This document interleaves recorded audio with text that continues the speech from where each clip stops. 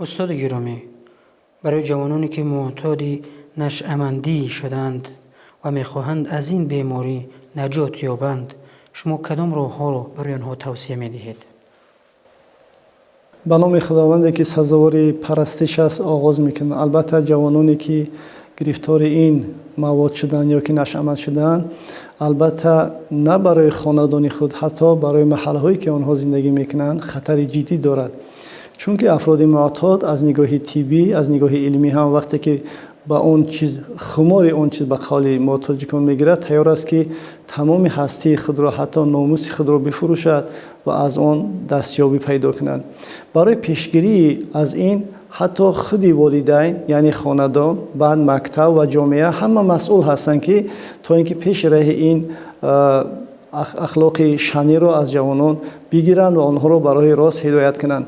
زیرا اینکه خداوند منان در قرآن عظیم شان این را حرام اعلان کرده است و هر چیزی را که خداوند حرام و ممنوع اعلان کرده است هیچگاه به منفعت انسان است.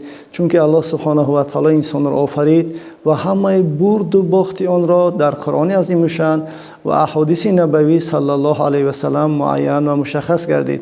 و افرادی که اگر بخواهد که از این ایمی بماند، باید که عقیده خود را درست کند و ضرر و زیان آن را بداند که چی ضرر و زیان در خودی او دارد.